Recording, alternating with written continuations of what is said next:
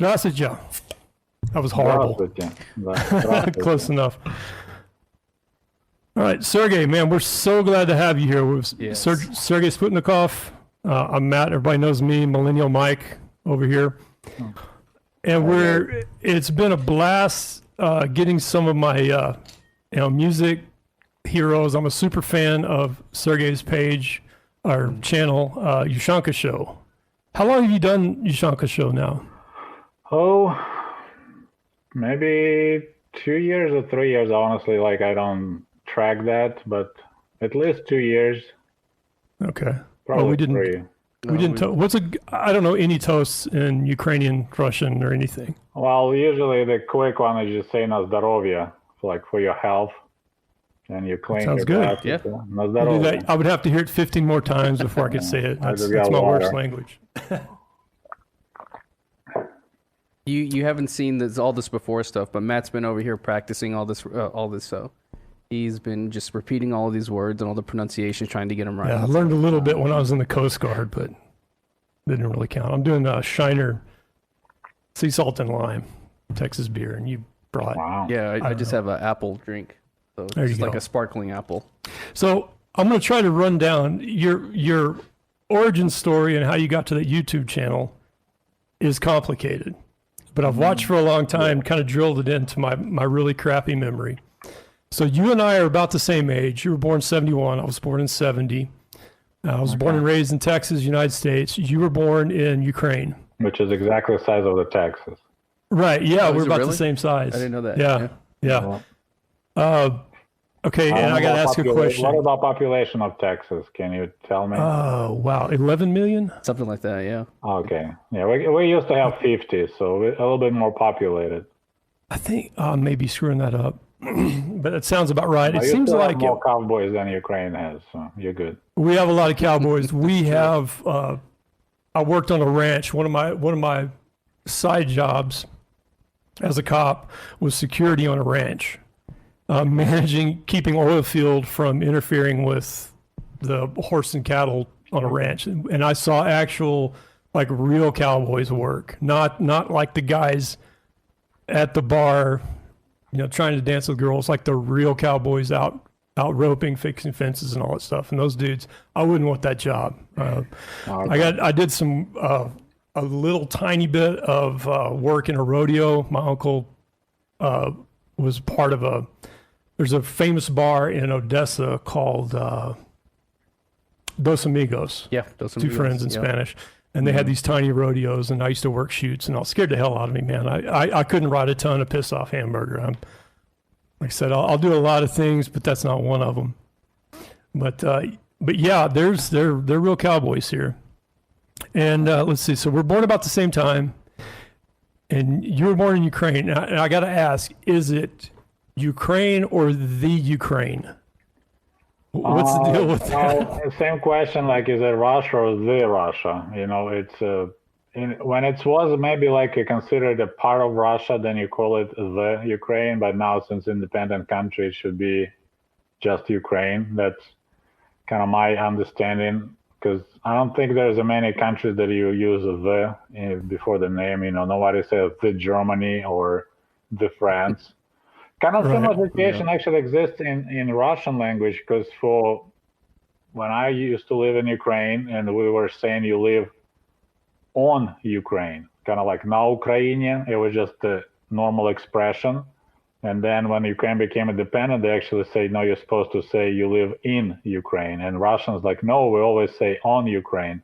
So it's like you live on outskirts of Russia, so you live on.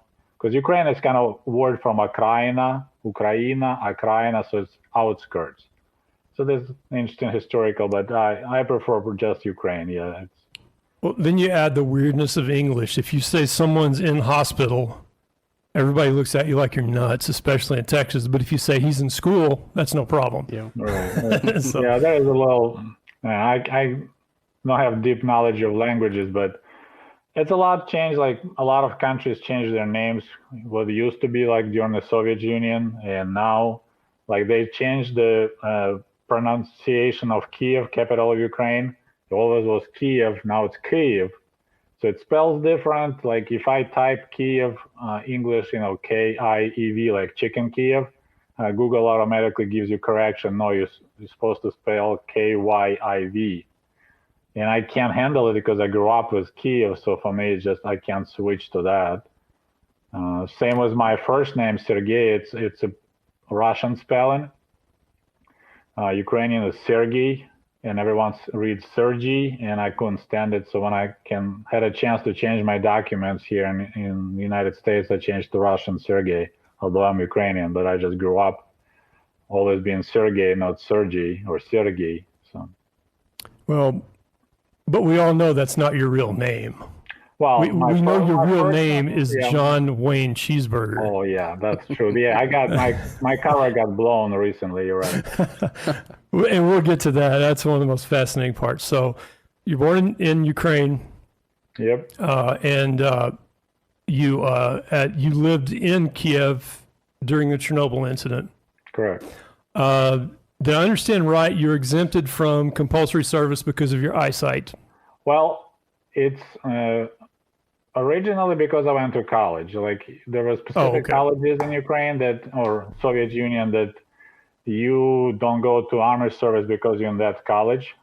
If the college had university institute with college it's like lower level. So we had universities. So that was so-called военная кафедра, military department.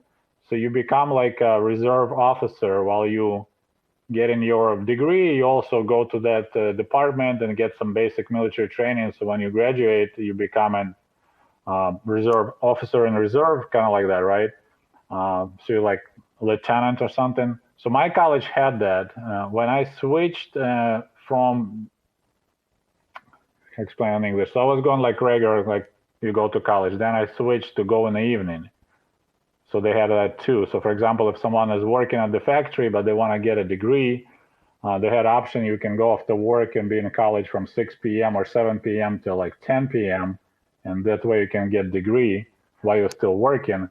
So that's what I did. And when you become in the evening form, you can be drafted because they don't have military department for the evening students. But my eyesight was too poor. So they just said, you go digging during the war, we'll take you to dig trenches, but otherwise you're not qualified for the exam for the military service. So like a bond spurs kind of thing. I went through that. I wanted to be a pilot in the military, and I was a civilian pilot. And the way it works, like at the end of Vietnam, there were more helicopter pilots than the Army needed. Well, at the time I was interested in it, there were way more pilots for everything than they needed. So they start raising the standards. Okay. Mm-hmm. And I failed some of it because of my height, because I'm 6'4". And then other ones I failed for my eyesight because the only reason I'm not wearing glasses is I had surgery later. And at other times when there was a pinch for aviators, I start meeting guys that are helicopter pilots or fighter pilots or all kinds of military pilots that are tall or taller than me. Right. When at the time they're telling me, well, the ejection seat is only built for such and such people and all this crap. It's just a means of how they controlled their numbers. But so you go to school in Ukraine. You're in Ukraine at the time of the Chernobyl incident. I think I already said that. And then you get into an exchange program for camp counselors. Right. That was already after the Soviet Union collapsed. So Chernobyl happened in 86. In 1994, so that's 3 years after, of course, during the Soviet Union, it was pretty much impossible to be part of these exchange programs. So I discovered totally by accident, and we didn't believe it was for real because we had a lot of scamming going on for people like, hey, yeah, we can get you a job in Germany. I think I described that in my book. And fortunately, I was studying English on my own, and it helped because they wanted people with, you're supposed to speak fluent English if you want to, work in a summer camp with kids. So that was one of the main requirements is fluent English and then experience working with kids. And I had a brother who is 15 years younger than me, so that was my story. This is my experience working with kids. Is I'm constantly dealing with my little brother and his friends. So, and I managed to get through. It was pretty tough. There was a lot big competition. A lot of people wanted to be part of the program. So, yeah. And once after that, you eventually moved to the U.S. as sort of a result of being familiar with There was a kind that of program. Well, and then you met your wife. right. It was kind of like gradually. First year, I couldn't wait to go back. In '95, in '96, I was happy to go back. In '97, I was kind of like, man, I kind of like America better. It's pretty much what happened. I discovered that I can, and that was more, I was trying to explain to people, like, if you discover you have more gears, just one gear. Like in Ukraine, there is a low pay, there's no really much opportunities, and then you come to America and suddenly, like, people like what you do, they like how you work, they offer you promotions, and then you go back to Ukraine, you're back to first gear, and you can't go. So it's like, I know I can do way better in America, but of course, American system of immigration is pretty much doesn't exist. It's only like political asylum or marriage, pretty much. That's one of the things I was kind of curious about too, as far as just the process that you had to go through in order to get into that that camp program. As far as like, did you have to get any type of work visa or anything like that? Oh yeah, they have there's a variety of different visas they provide. Depending on if you come like as a student to study, is one kind. This one is called J1. It's a temporary like work permit. So it's designed pretty much for like seasonal workers in hotels, whatever. A lot of people they hire work in amusement parks because it's a seasonal work, so they shorthand it. And there's American companies that do that. They hire outsource, you can say too. So I had to go through the interview in Ukraine with this company called Camp Counselors USA. I think they're still in business. And they supply provide all the paperwork, find you camp, then you go to American embassy, get visa. It's like 6 months working visa, and it's called work and travel. So you can work in like in summer camp, and then you can travel for a month or two after work is over. Okay, because that was another one of my questions actually, because I know in your video that you talk about it, you kind of say that you went over here, did the summer camp, and then you spent a couple of months just working here, just kind of doing whatever. Right. I found a job at the local farm. Yeah. Yeah, that's right.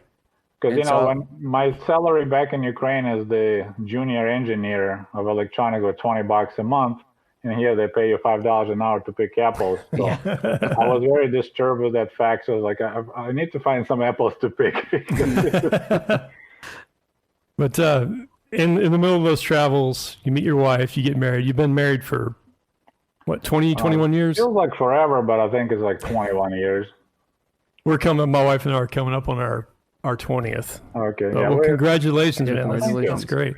You have a beautiful family, and you're an engineer, and I did have a couple of questions. You were joking about one of your food videos. I forgot what it was, to make sure that you said something to make sure so people know that I'm not a Russian spy.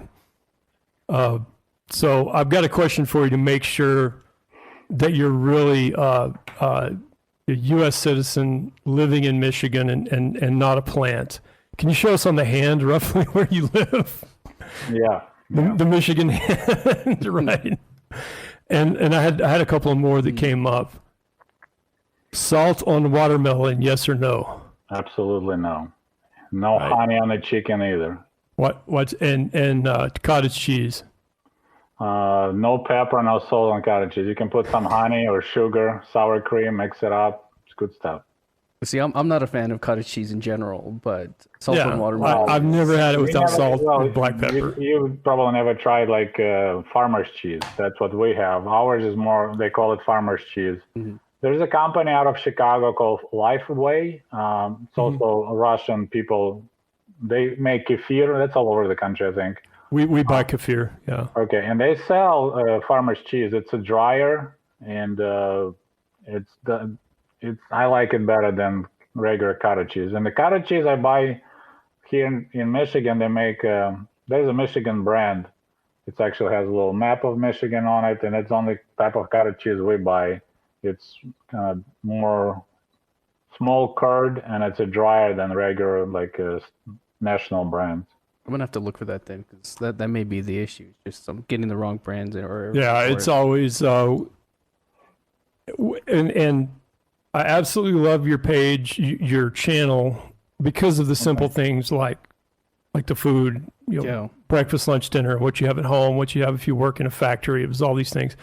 Being the same age as me, you know what it's like when you're on opposite sides of the the Cold War wall, and you really wonder these things. Like, what does a Russian dude or Soviet dude have for breakfast? Like, do they really have to eat rocks like we're told, or are they eating something else? But one of the things we used to eat all the time was a pear half in cottage cheese with salt and pepper. If that doesn't sound weird. I know, man. And like here in I mean, that sounds weird to me too, so. Yeah. But, here in Texas, we don't consider ourselves Southerners. We're Texans. Yeah. So there's a big debate on how we eat grits. So you go more into the deep South. I think they get into there is different sweet things. And here it's, salt, pepper, butter, if we even eat grits. Yeah. I have a quick grit story, if you guys will permit me. We're down, man. Go for it. So I went to an oil field party one time. They had a big event for the oil show, and they had different food stations all scattered throughout the place. And in one of the corners, there was this guy who had ribeye, and he was cutting it up. And he had this bowl right next to it, and I asked him, "What is that?" And he said, "Something grits." So I thought, okay, that's grits. I'm gonna try that. So I got a big spoon of it, and I went to the table and I sat down, and I was like, "Well, I'm gonna try the grits to see how they taste." Took a big spoon and ate it, and I found out that it was not grits, but it was actually horseradish. And so I had just eaten just a giant spoon of horseradish. Nice. So now we know what happened to you. Yeah, that's exactly what happened to me. So, yeah. Wow. And I have a breakfast question for you. And this comes from the Coast Guard. We used to board different merchant ships, and there were Ukrainians, Russians, and they would always offer us a meal if we were on board during a meal. And I watched your channel and describing the breakfast you had. Seems night and day from what I saw on the boats with the Russians. The Ukrainians, it seemed a little more common. The things that you mentioned were on there, kind of the cafeteria version. And the Russians, it was greasy sausage, and they had a big crock pot thing. Maybe you can tell me what this was. To this day, I don't know. I was really hungry, and they said, I said, "What do you call this?" Which is the polite way of saying, "What the hell is this?" before I put it in my mouth, right? And I go, "So, what do you call this?" Russian grits. And these guys yammer back and forth in Russian, and this guy says, "It's porridge." And I go, "Okay, that sounds safe."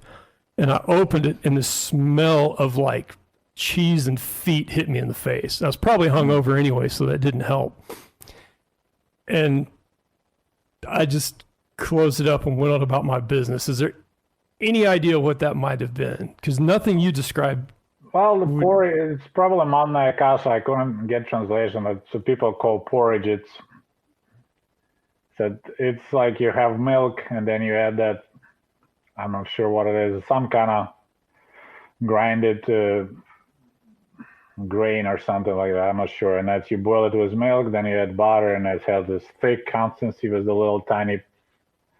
That was it. Yeah. Yeah, it almost looks like, if some of those artisan breads you have on the bottom, they sprinkle this hard stuff and that's stuck to the bottom of the bread. I I'm trying to come up with the name for it, but it's manna kasha. It's kind of like a standard, easy to make.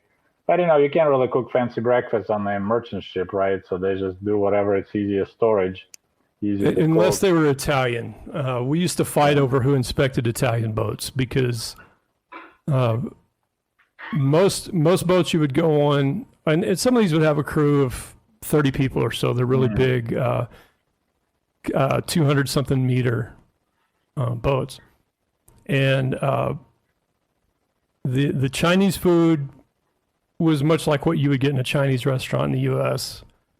But the Italians, if somebody say, "Hey, do you want some coffee?" It was either going to be instant, like you mentioned in one of your videos, that instant coffee was popular, and Indian, Russian, Ukrainian, Filipino crews liked the Senka, and we would drink it because it's better than a kick in the balls going with no coffee. The Italians brought us out on China. Cup and saucer, espresso. Oh yeah, it's like I don't know. They like crush it between, two naked women, and it's I don't know how they.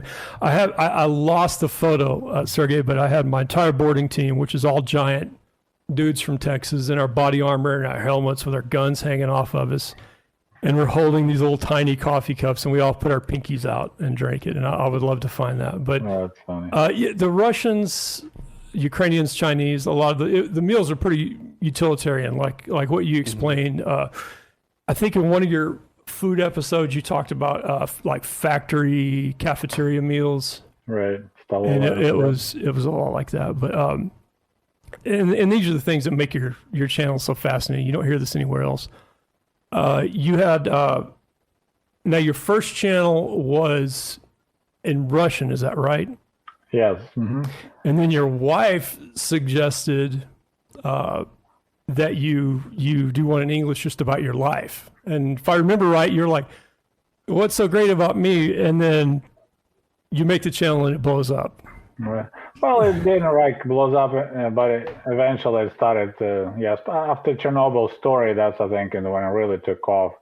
But also I work with Americans, so I kind of noticed, we work day shift, night shifts. On nights it's kind of slow, and people just sit down in the office and start BSing, and they say, just talking whatever. So every time I chime in, I hear some topic. Hey, by the way, let me tell you what we do in Russia, and everyone stop talking, and they'll listen intent, is that interesting? So those stories, I noticed what a reaction was. So I was like, maybe, I'll try. And I said, I wasn't sure which direction I should go with the channel, but then a lot of people commented just these little details that I think is just so trivial. Who cares? And they're like, oh my God, I was always wondering all my life as a kid, how this happened, or how do you guys, use for shaving or for that and this and that. So that was kind of oh yeah. Fortunately, I don't know what's wrong with my brain, but I don't remember what I did 2 weeks ago, but I remember crystal clear when I was 5 years old with my grandpa fishing. I still got those images, just clear. And I said, don't remember what happened just recently. So I was like, well, I still remember. I better tell the story before it's kind of fades away. That's part of what this whole podcast is about, because we share the stories of adventures and stuff that all of us have done, just to put it down before there's no one left to tell it. Right. And that's part. But I've done. I used to coach fencing, Olympic style fencing, and Russians and Ukrainians were a powerhouse, and then. Just as life went on, especially in law enforcement after the Soviet Union fell, a lot of the Spetsnaz and other guys came over as instructors. And so I got to sit with people my age that were military or other things and just share stories. I had a 2-hour ride to an airport with a guy named Vadim, if that's not a Russian name. Oh, yeah, it is. And we talked about, and we're exact same age. We were within 3 months, and we talked about what we thought of each other during our particular part of the Cold War and what was going on, and who would have thought we would have been in the same school together at the Olympic Training Center, and it was just really cool. And that's one of the things I find the most fascinating thing, and in my opinion, what makes your channel is that apparently from a young age you really took to photography and journaling. You kept track of these things. Yeah, I kept diaries, but with the photos, we just got lucky because my uncle Misha, like he was a designer and they had a camera because he needed a camera for part of his job. You know, there was no Photoshop at that time, so he will, you know, cut little letters and he makes a design of the book cover, for example, that he takes a picture of it, you know, and then so he needed a camera for his work, so he had the way to develop film because we did our own black and white, you know, developing and stuff. So a lot of early pictures is just because of them. They took a lot of photos and shared with family because my family never had a camera, and I bought my own Kiev 19, that film camera, when I went to college and I had some money because it was very expensive. So we're talking 1988. So before that, it's all these pictures that we just got lucky because our relative had a camera and we were kind of like hanging out to go into the same village because it's my mother's brother, the Uncle Misha. So that's why we got fortunate. We got so many of those pictures, like from way back when my mom was still like 5-year-old, 6-year-old. His uncle was taking pictures. That's just one of the things that really amazes me about your channel. And comparing it to us, I was a photographer for the high school yearbook and the high school newspaper and all that. And so we processed black and white, and then we would shoot color. But I took remarkably few photographs of just my friends and everyday goings on. It was the girls that Wow. brought their little cameras to school. You know, they would have like a 110, you know, little portable cameras, and we would take pictures of it. And if I went to a shoot, you know, and I shot, I don't know, half a roll on the basketball team, and I just had to burn it up so I could make the deadline, you know, rather than just crank it through and go process. Well, I'd take pictures of the girls, you know. So that was kind of how it worked. For me, and just talking about the cameras and everything, I know growing up, it wasn't anything. I mean, you would see people everywhere with cameras, and even for you going into school and everything. But I guess what my question is, how much of a rarity were cameras in the Ukraine for you growing up? I mean, was that something? I know you were talking about them being expensive, but for me, it is different generations, I guess. But you know, for thinking of growing up, it's just disposable cameras or just little cheap cameras that you can get for, you know, a couple of dollars here or there. So Right. Well, we had some kind of cheaper models called Smena that was like designed for kids, pioneers, if they're. But you know, usually you buy a camera when you travel because you guys travel, you know. So like you don't take pictures of everyday life usually because you know, okay, you know, maybe you bought a new car, you take a photo. Okay, I'm next to my new car. So I think that the way the Soviet life was going, you really didn't need camera because it was, you know, pretty much basic routine. You don't travel much. People who did travel and then they, you know, borrow camera or buy camera. So it's just generally people who had cameras, they had needed it for work, you know, like maybe they were photographers, stuff like that. So I don't say like, can think of when became college students, then quite a few of my friends got a camera. Otherwise, like in the village, I have a lot of photos, but that's my other friend. His mom was single mother. It's a long story, but she was getting really good child support because the father was a military pilot. So she had money and she tried to kind of spoil a little bit her son because she felt bad that he was the only one without a father. Like we didn't have that. A lot of divorces. Well, we did, but I don't know. All my family friends had both parents, so he always had a nice bike before anybody else had a bicycle. He had a camera, so a lot of pictures, like early '80s, it's because he had a camera at that time, like being probably 7th or 6th grade. So a lot of those photos also is from my friend Dima, like that. I don't know, say famous, but it's a picture of me drinking Pepsi Cola. I Yeah. post that picture. I look so goofy, but just now it's like it's funny. So that's him taking all the pictures and then develop, and then he will send us, when we go back from the village to our cities, then he will mail us pictures. Hey, there's a photo of you. So it wasn't really like a lot of people had cameras, and like I find a lot of cool photos of Soviet life, but that's because of the foreign tourists. Because there's no reason I'll be wasting my film taking picture of the line, like bread line or something else random on the street. Like, yeah, it's every day like that. Who cares? Why would I waste my film on that? Mhm. So a lot of photos I see pictures like, oh my goodness, yeah, there's the 5 drunks staying by the door waiting for that to open at 11 o'clock so they can buy some alcohol. I would never take a picture like that because, yeah, that's what they do every day, Yeah, in the United States, leave that to the introspective college students, high school students. That's the kind of stuff we took pictures of that I can't find.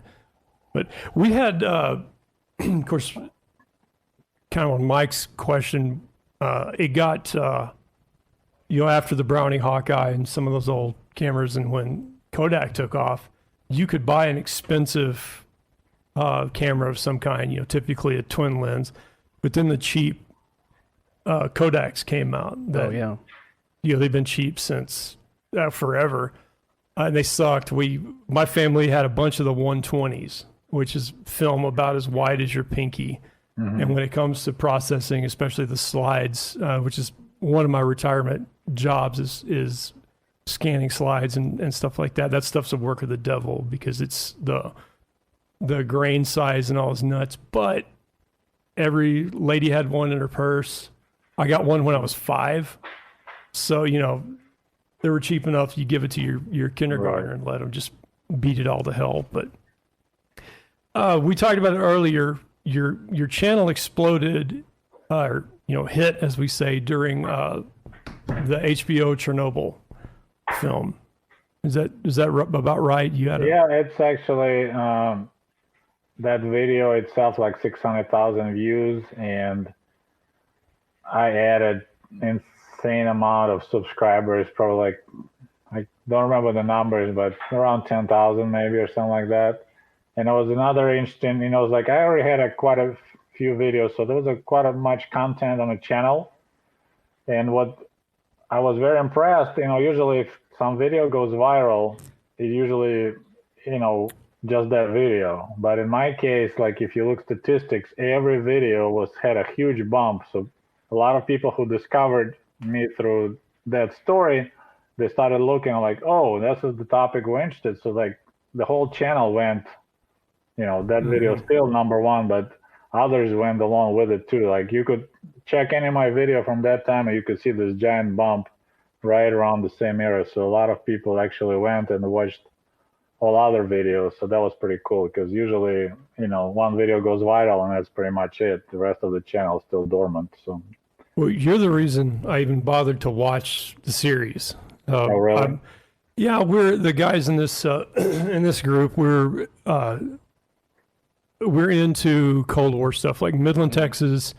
We're in between old bomber training bases, Nike missile sites, Atlas missile sites. We're into aviation and finding old lost airplanes. And when I was there's a point in time a few years ago, I was having a lot of surgery and I was laid up a lot. And it's just like this damn, whoever the hell Yushanka's show is kept coming up. So finally I'm like, all right, I'll watch it. And it was unlike anything else I saw. And it made me want to watch your channel as well as the special. In fact, I never will forget it. I'd had surgery, kind of overworked myself, and I was feeling really bad. And my wife and I came back to our apartment that we had in Houston. And she said, you just need to sit down and relax. I was like, I really don't want to. I want to do this, that, or the other. And she sat me down on the couch, turned on YouTube, put on one of your playlists, and took the remote. So I just sat there and watched, video after video. But again, what impressed me was your videos are your experience. There's no conjecture. There's not, the jokes and crap that we put in ours, just for fun. Mine is a bunch of old friends sitting around drinking. The first one I saw, you were talking about accuracy. And I remembered two things the most. One was the glasses. I love it when you were talking about how accurate it was. I'm gonna pull up a picture. If my Not computer... my picture though, right? Well, you put it. I won't show it if you don't want to. No, I said it's not. There's a picture of me with my glasses, or from from Chernobyl show. For the one of you. Oh yeah, that's fine. You don't mind? Okay. Oh no. Because it's marvelous that you have that sense of humor about yourself and the environment you grew up in. And I apologize, man. They just did an update on this software, and it is absolutely horrible. Not cooperating? Well, it's just different. Mm-hmm. It's not the same. It all does the same. Can you guys see that? All right, yep. And that's the one. In my 8th grade, yep. And they were the plastic, and then we watched the series again after that.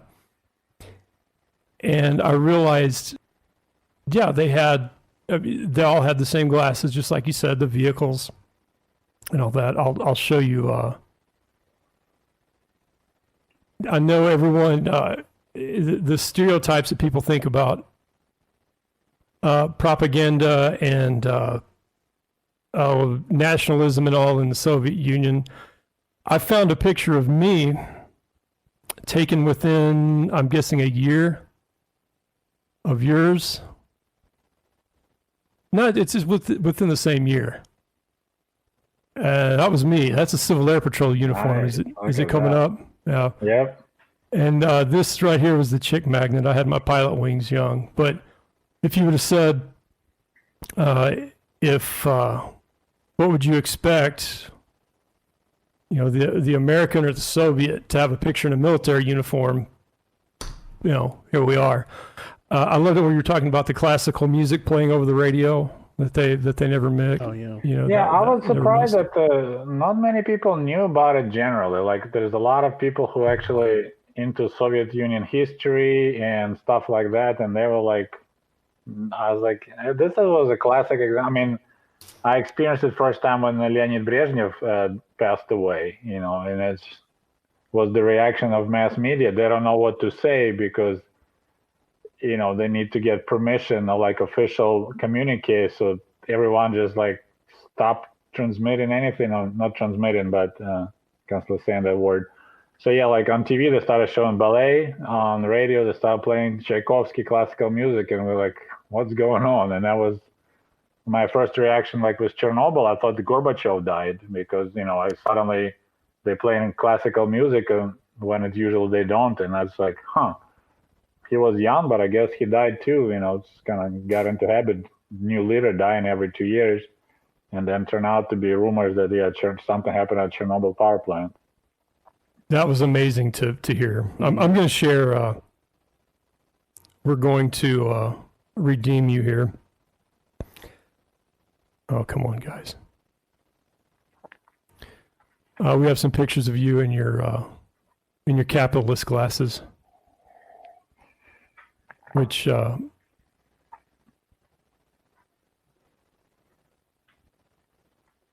obviously you turned into quite the dapper young man over that. Is that one coming up? Yeah. Yeah. Well. And the black and white.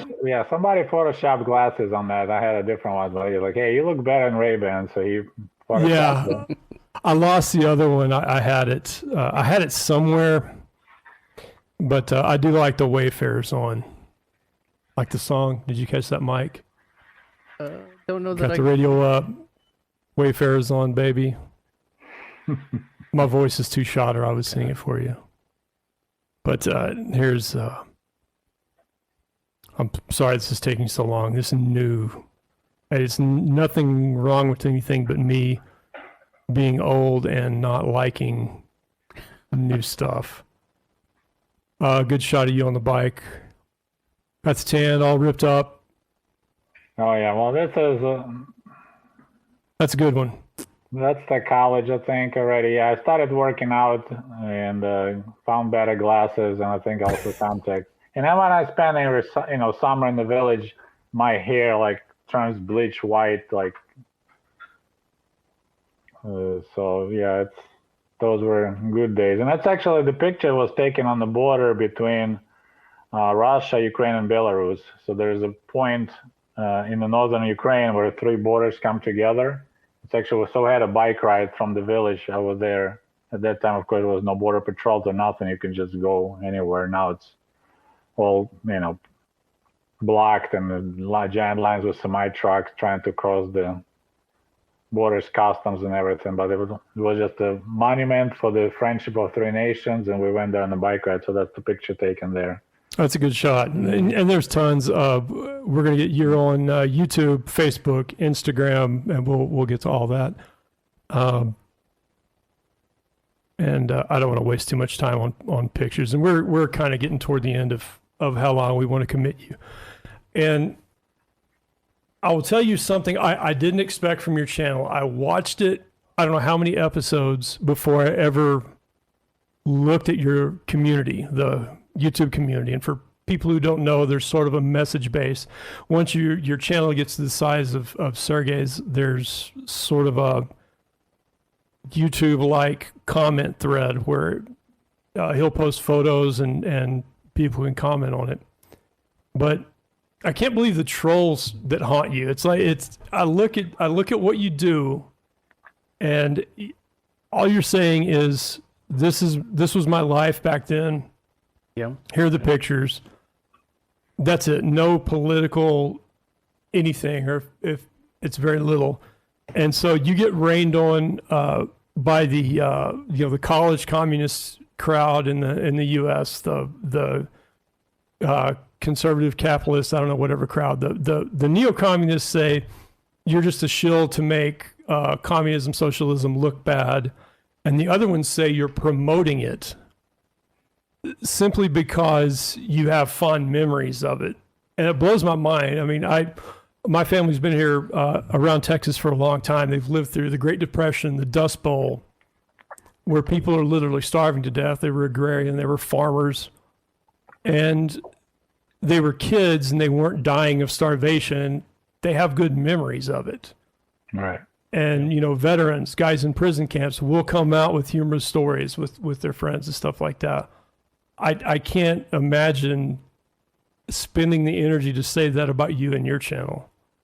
But I do have to say the way you handle it is absolutely magnificent. Well, thank you. That's on top. Well, it's actually interesting that, I started my Russian YouTube channel talking about life in America, to crowd back in Ukraine. And most people from Russia, like 50% is Russian and then Ukrainians. And those guys are way meaner. Like trolling on the Russian internet, it's insane. It just, a lot of people automatically hate me because I speak Russian with Ukrainian accent. And then, of course, now I have English accent, believe it or not. So that pisses a lot of people off just from there. And then there's also people expect to say how horrible life in America. Other one mad at me because I tell like there's also a lot of negative stuff, like everywhere else.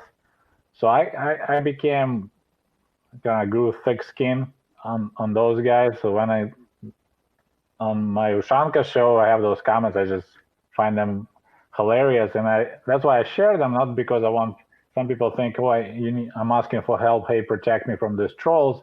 I just want to show them like this is the price I have to pay to tell my story, And I sometimes have witty answers. Like I could slap back a little bit here and there. It's beautiful. Yeah, that's what I get out of it. I don't see it as you feeling sorry for yourself or asking for help. It's just this is beautiful because when you listen to your channel a lot, you get a fix for your personality and the kind of person you are.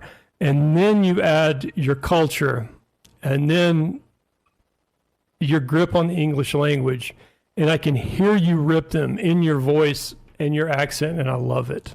So and so much of it is just completely stupid. I can't I can't imagine when I watch your channel, the worst thing I could say if it were true is I'm not interested.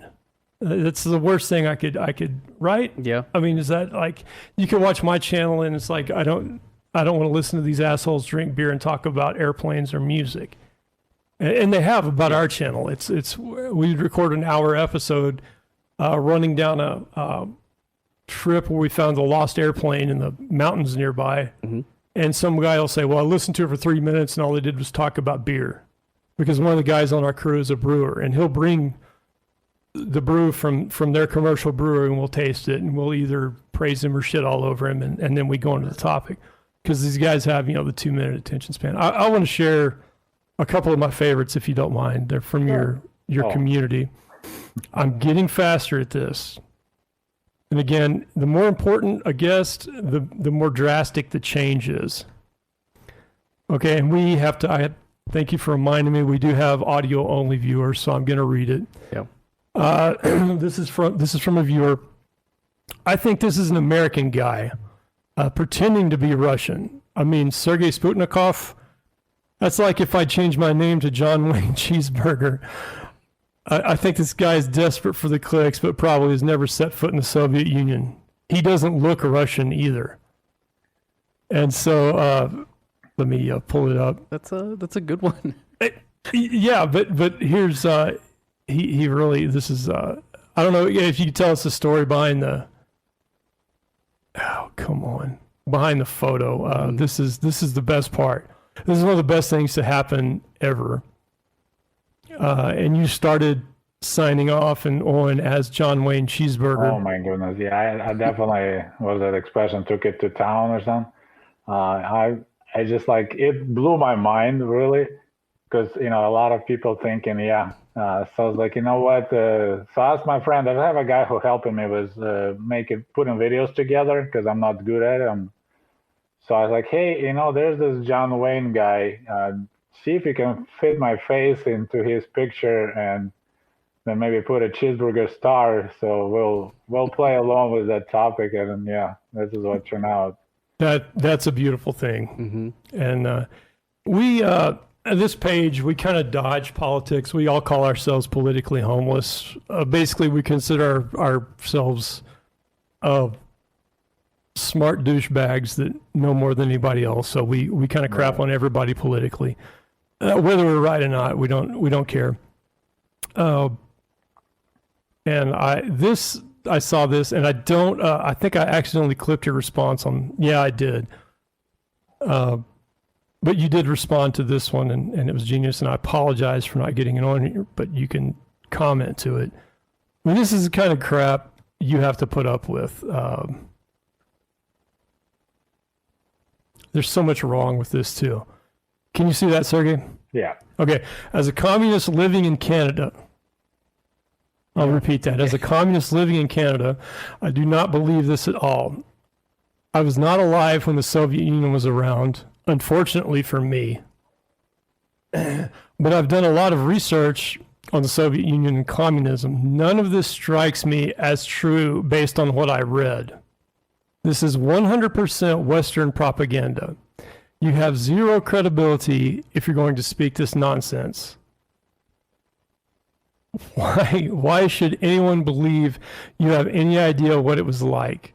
What you're describing sounds more like how the U.S. treats its veterans who lost their legs fighting illegal wars.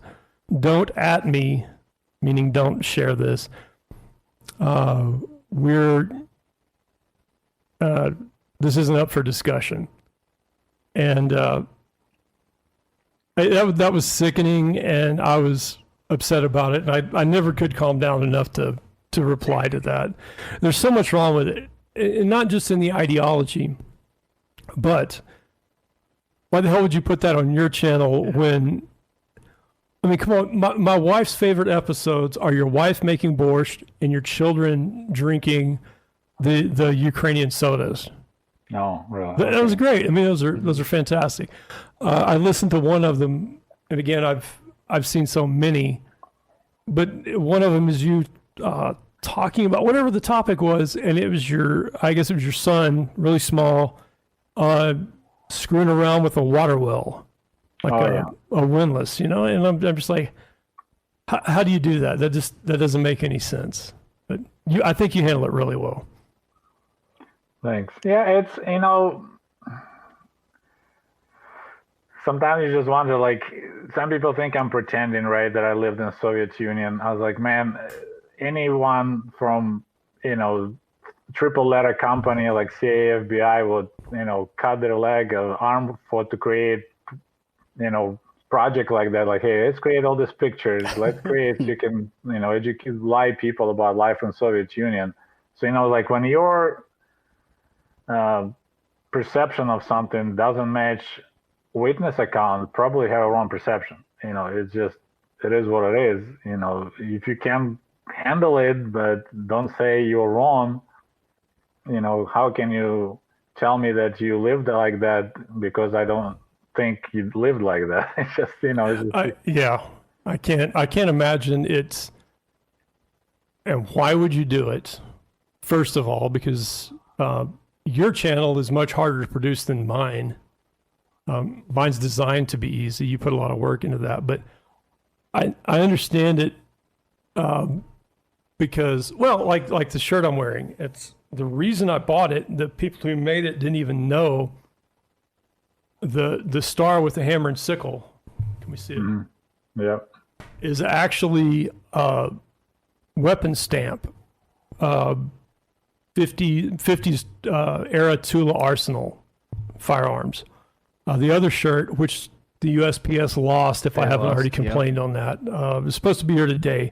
It has the Soviet M1944 Mosin Nagant, the short one, that was made to kill Nazis in close quarter combat.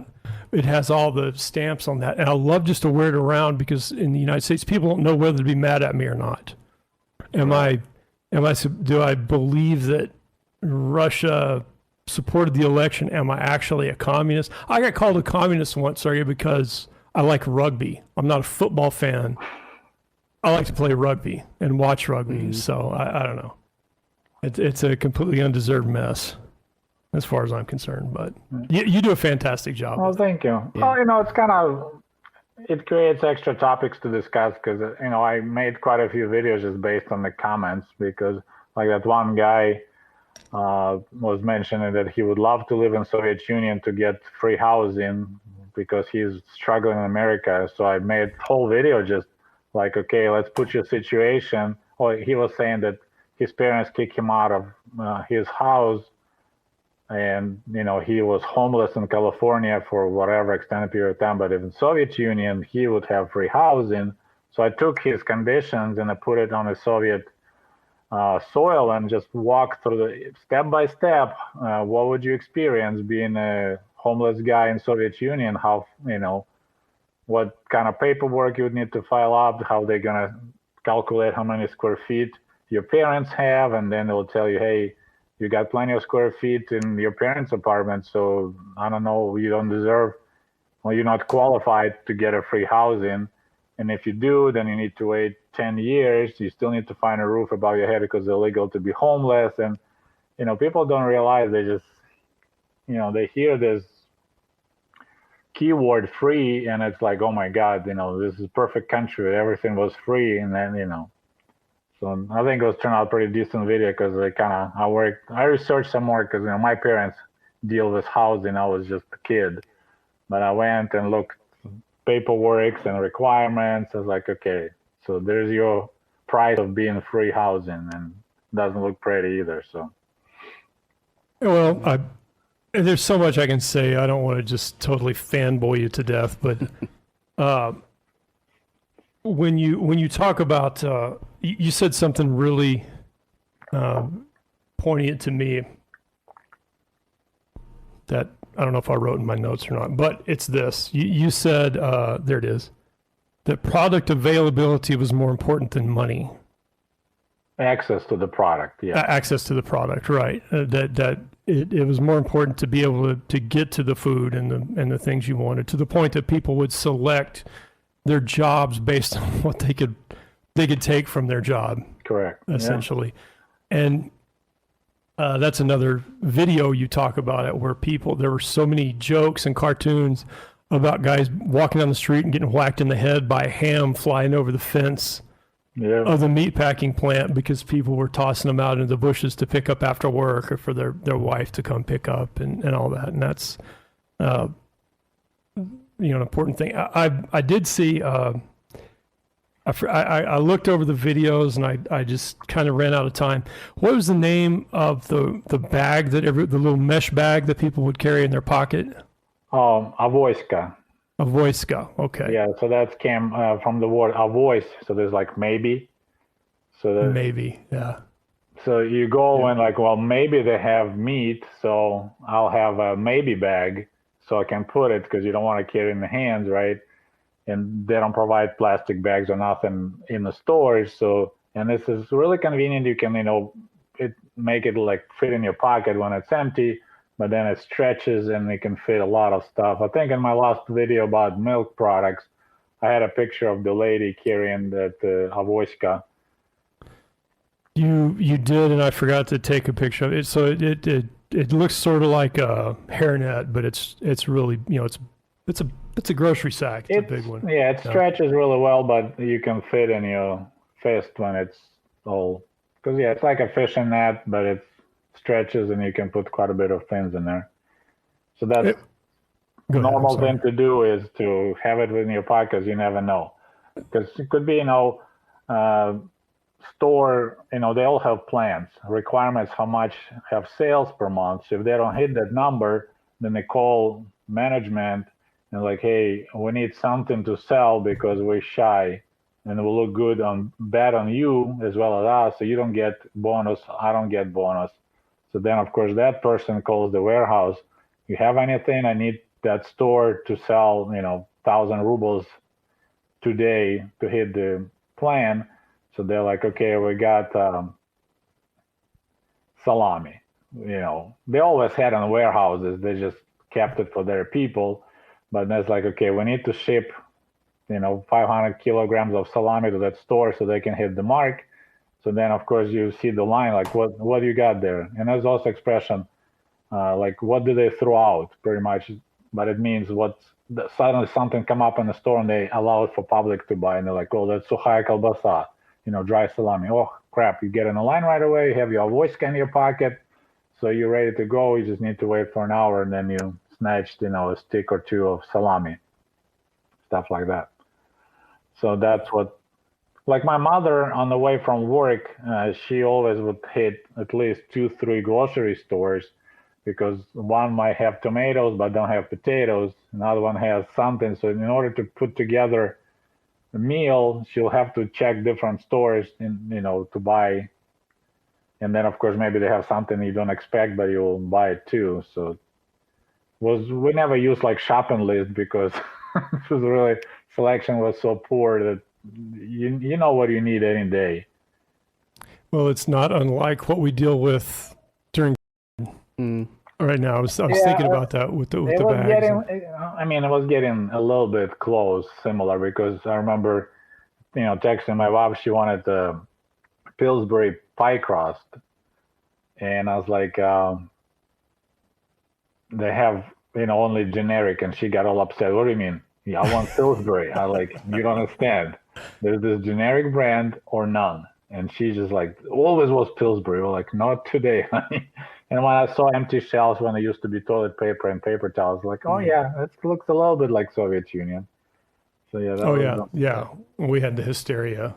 So with that mesh bag, I guess it was something that you really just had to have on the go, ready for whatever situation that might have come up. It's pretty much, whatever you go out for any reason, you always have that in your pocket. Just because you don't want to carry in your hands, whatever you manage to buy, if they have it in the store. So it's practical thing, just have it in your pocket just in case. So like just in case bag, avoiska.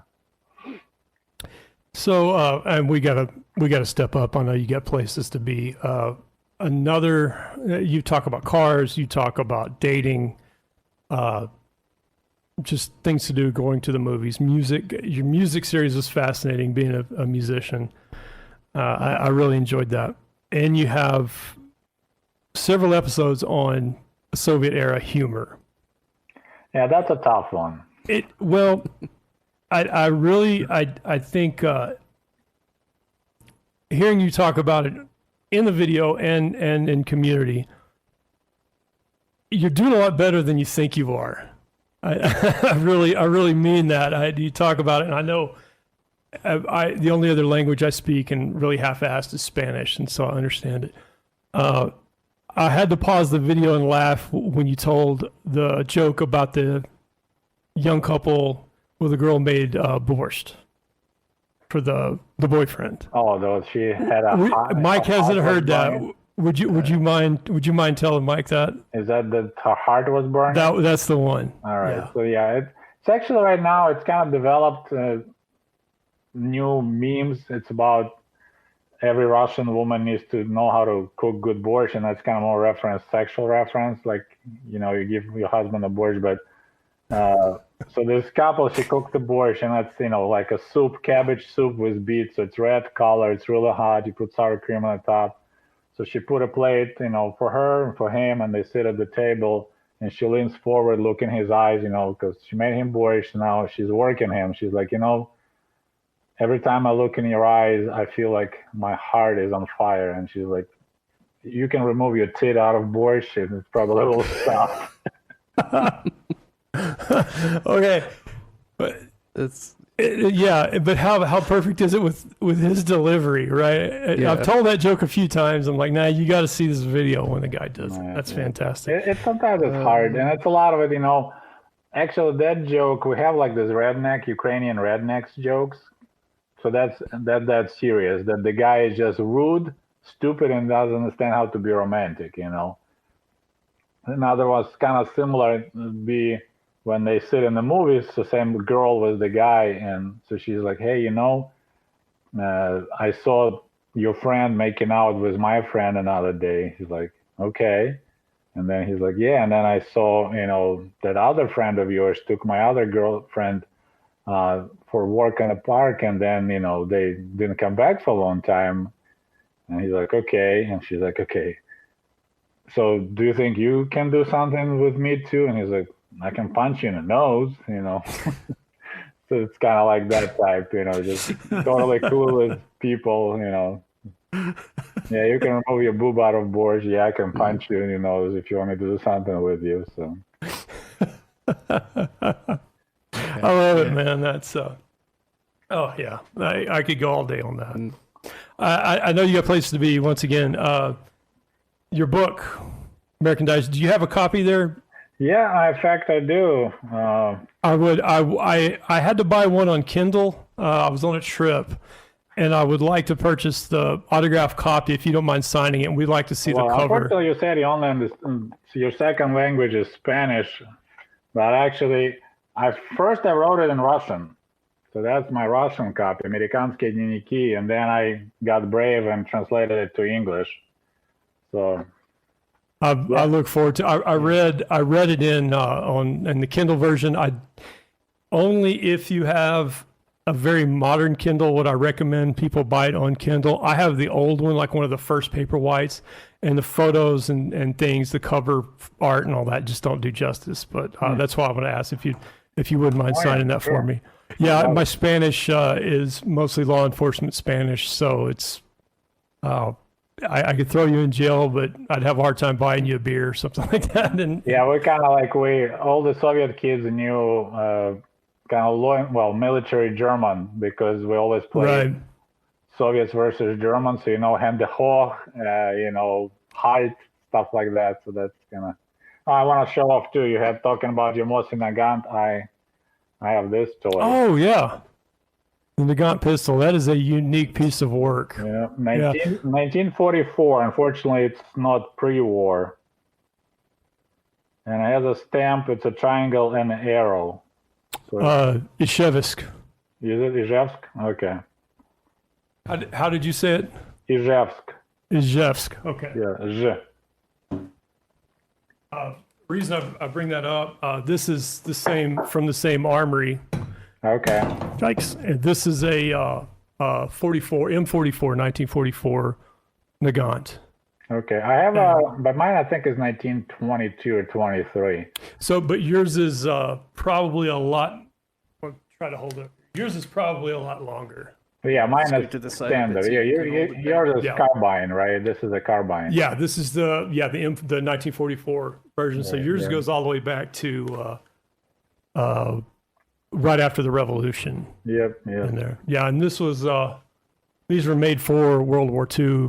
Excuse me, the Great Patriotic War. That's right. I caught that. Yeah. Specifically, and I'm probably screwing up my history. I just have a hard time remembering it. For urban warfare, because as you know, that other one was giant, and you know, it was really long. And then I have back there, you see it, Romanian AK. Yeah, that's the one Kalashnikov. I'm kind of thinking about, but they're pretty pricey. They are. I paid $359 for that. I don't know, a decade or so ago, but Yeah, all way the more prices are now. prices are going crazy. I got my most in my gun for 120. I think. Yeah. Yeah. When I first got into it, they were $40 to $60. No kidding. So everything's they're going crazy. Just as the supplies dry up. People thought they never would, because you know, like the Mauser, we have one of those. Actually, my wife's grandfather was German born, but he was a translator in the U.S. Army, Okay. and he managed to bring one back, and it's not a particularly valuable model. Not, you know, it's not original. It had some damage that was repaired, that kind of thing. And those used to go for just a few dollars by mail, and now they're worth a lot of money. You talking Yeah. the broomsticks? Not the broom handle. I'm talking the rifle, the infantry rifle. rifle, the bolt action.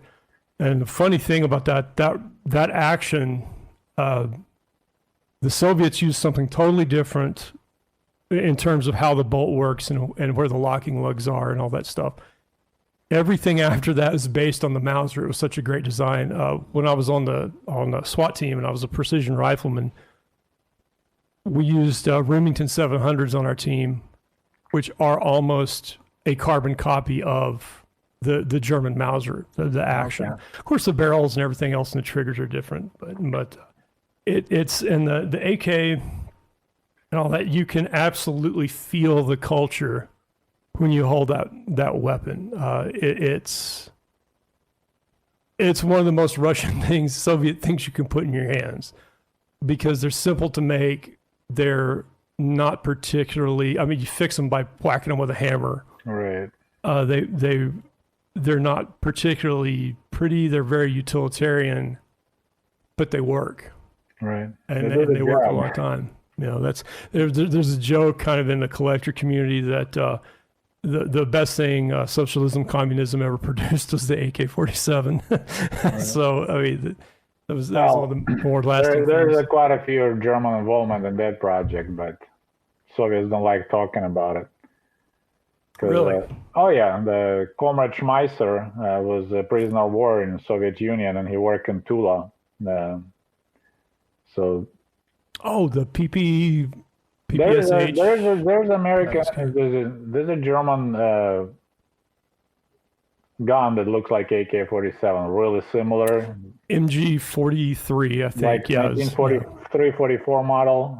A lot of similarities. And then Schmeisser was POW in Soviet Union, and he had the whole group working in Tula. And then they talking Kalashnikov was just picked to put his name on it, because he never come up with anything else for the rest of his life. Pretty much, AK-47 was like one time guy who never had any experience with creating arms just made this awesome gun, and then he never made anything else. So I never heard that. I never heard that. Yeah, I didn't know that. oh man, if you want to make any like Soviet fan butthurt, just tell him like nice looking Schmeisser, and he will lose his crap, because it's Sturm. There's something word Sturmgewehr. Yeah. in 40 something 1943. It was considered the first true assault rifle, Right. mid-range cartridge, Yeah. gas operated, semi-automatic. I don't know if there's anything on English language, but it's right now quite a few discussions and talks and fights about how much Germany was involved. Actually, Schmeisser was involved with designing that gun, and there's pictures of him now start showing up actually working. So yeah, it was a big Wow, German it's involvement. first time that's crossed No my kidding. radar. Really? Yeah. Yeah, maybe I need to make a video about it. I mean, the history, from what I do in World War II collecting, it's more about what serial numbers were manufactured when. If like Finland they captured a bunch of M9130s, most in the Gans. One of the treasures of my collection is an M1 Garand that was made in December of 1941, the month of the Pearl Harbor attack.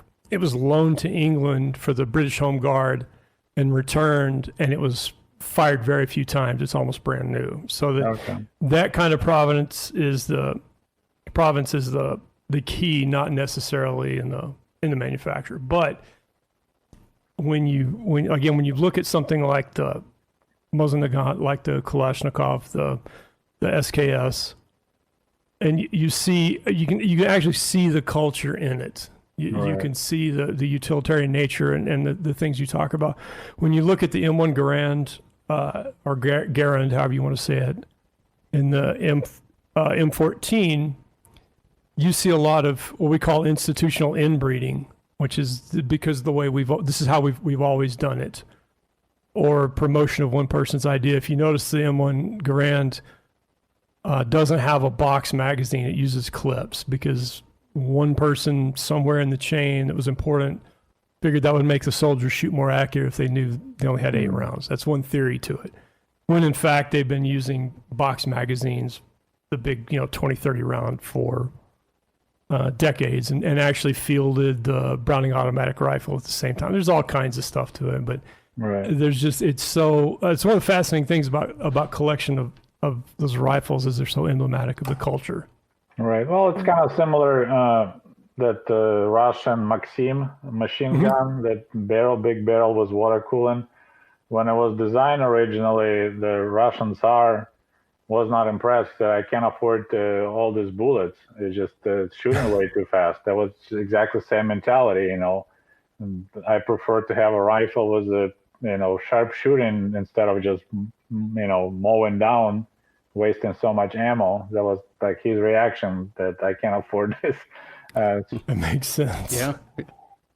And that was one of the problems with the M16 through Vietnam. There's so much of it you hear is bullshit. Like people used to say, I used to hear on the back of the school bus, the M16 didn't have rifling because they wanted the bullet to tumble. That's bullshit. Like cause more damage. Yeah, but that's bullshit. They've always been rifled. They talked about the problems. The problems came from the fact they didn't chrome line the bore, something the Soviets have done for a long time. That one's chrome, which means you can pretty much burn anything in it.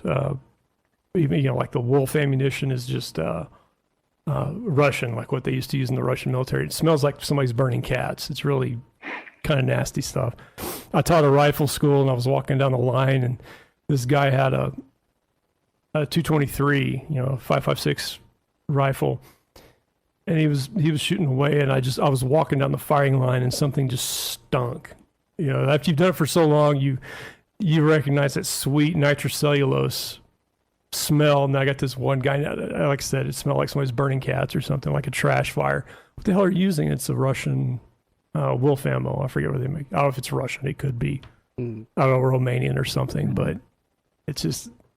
But there was so much bullshit said about the M16. It was because they didn't chrome line it, is why they had malfunctions in it originally, and they shook out a bunch of problems. My uncle was in the military when they had the M14, and he flat out said it's a piece of shit. That if it got dirty, it wouldn't run. And it's very much, and I won't go into it. I don't want to totally change the subject, but it is a beautiful picture of the United States tendency in my experience, in both the military and the police, to keep doing shit the same way because that's how we've always done it. They wanted something totally different. The government didn't want to give up the military arms industry to private companies. So they pretty much drug out the old M1, put a little bit of lipstick on the pig, Fox magazine made it a little shorter, and go, here you go, totally brand new gun. And they go, well, not really. It's still heavy. It's still made out of wood. It doesn't use modern optics, so. I was reading an interview with an artist, Drew Struzan. He does a lot of movie poster art and things like that. But he was talking about having to create one of the pieces for, I think it was Back to the Future. And he said that the studio will come in and ask for something, saying that they want it to be completely different from anything that's ever been seen before. But they don't mean that they don't mean they want something completely different, because something different is weird and it doesn't sell and they don't understand it and they don't like it. So what you have to do is make little changes, gradually moving towards that something different. And then by the time that you get there, they've already seen 12 versions of it. So they're like, oh, okay, yeah, we know this. We understand this. You got to handhold them in. Right. Cool. Sergey, we saw your book, and your English show is Yushanka Show. Yep. On YouTube, and we'll link all that. And Instagram is in your name. Is that right? Just at? Ushanka Show. I have two. I have one just where I post pictures in Michigan, and and then I have Ushanka Show. Yeah, that's the one for my channel for the historical pictures from Soviet Union, mine and others. Got it. And you have Facebook. Facebook reminds me to go check YouTube when the notifications fail. That's a pretty regular thing. So, all right, fantastic. And your book is on Amazon. It's in obviously paperback, English and Russian. Amazon doesn't let Russian books to be on it, like in Russian language, for whatever reason. It's actually, I got in trouble recently. People found some mistakes in the book, so I made the new version, fixed it up, and uploaded Russian version instead of English. So they closed that ebook. So for a while it wasn't available. I just fixed it. But yeah, Amazon, they really mean people. I was trying to explain, and they're like, no, it's illegal to post Russian versions. You're done. I was like, there was a mistake. I didn't try to smuggle my Russian version on your precious Amazon. I just had two exact files. Unfortunately, I wrote them both in English. They both said new, and I put one in Russian. So for a while, I couldn't figure out what's wrong. Maybe like they decided it's not politically correct, because there's some topics I discuss in the book that some people might say it's sensitive, but it was just because of Russian language. Got it. So yeah. I do say, even if you follow the channel diligently, read the book. It's a great companion to all that. Yeah, I'm gonna have to look into it. I'm probably gonna go on Amazon right after this and try and order one up. Yeah, so. Yeah. Like I said, the Kindle version is great on newer Kindles, but I do want the paperback. Whatever you're into, go. It's there. It's interesting. Jokes, movies, TV, and all like that. Actually, what made, I think, book interesting in English, like I have a Russian version that's different, because it's just more about America. Now, when I was talking, about writing English, my wife was like, why don't you put a couple of those stories that you shared with us? And because I like when you tell kids stories about your grandfather being prisoner of war in Germany, this and that. And I was like, well, I guess I can try, because, it's kind of complicated to get something. Okay, I came to America, and how do you connect that to something that your grandpa told you when you were a 7-year-old, but there were some moments that I could okay, I guess I can throw back a little bit and explore that story, and then return back to, Michigan of 1995. So I think it worked out pretty good. Had a lot of people complimenting actually on this ability to move back and forth in time while telling the story of discovering USA by, Soviet students.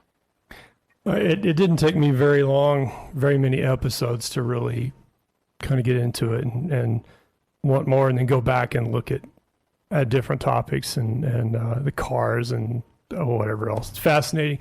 You're doing a great job. Thank you. Screw the trolls. You know, it's sometimes, just you know, actually, once in a great while, people actually apologize and change their mind. Maybe the guy who come up with this John Wayne cheeseburger, he posted again, and he's like, "Oh my goodness, I realized you started using it." And I said, "I didn't mean to hurt your feelings." Like, dude, no, it's cool. It's like this new, was it moniker, right? The word, like, this is awesome. This is like that was brought like whole new angle to the show. Like, you know, have someone who is totally not American to do this John Wayne cheeseburger image. I think it's pretty cool. we very much appreciate it. It's been again a great companion to all the conversations I've had with people of the Soviet Union, and I very much respect the hardship that and the spirit that you guys gained through all of that. Much like my family, like I said, in the Dust Bowl and Great Depression, which obviously didn't last as long as the Soviet Union, but the character, the resourcefulness, and everything. I'll like I said, I'll be a fan for a long time. So thank you very much for doing it, and especially for joining us. I know you got a lot of stuff going on, but just to meet some fans and hear us fawn all over you and show your John Wayne cheeseburger picture, we very much appreciate it. If I can throw in real quick, Go ahead. know, you know, you had been talking about him for a while, and you sent me some videos and everything, and I watched through those just straight away, and then I was like, okay, well, this one looks interesting, and it just would put me down through a wormhole or just a rabbit hole of just all of the interesting videos that you've been putting out. So it's been, you know, it's been really cool to be able to kind of talk to you here and just to be able to watch everything that you've been putting out. So thank you, Mike. Appreciate it. Yeah, great stuff, man. And if I'm listening to one, you know, I'm on an airplane or working out or mowing the lawn, I'll go back and watch it just so I can see all the pictures. I think there have been a couple of that I've watched a couple of times just because it's like, oh, I missed that one picture, or I missed this part of it, so it's just been going back and it's been great. So you've been mentioned a lot on this channel, and anybody that's been forced to hang out with me for more than 30 minutes in conversation has heard about you. So this is the guy. Watch the channel, and you'll know I'm not lying. We'll punch out of here. Sergei, if you wouldn't mind hanging out, we've got a little bit of business to do at the end of it. So we'll say cheers and goodbye to everybody, and then we'll get finished up. So music the rest of the Russian. Спасибо. Да, пожалуйста. Очень До приятно. свидания. До свидания. Very Всего good. хорошего. And virtual cheers to you, sir. На здоровье.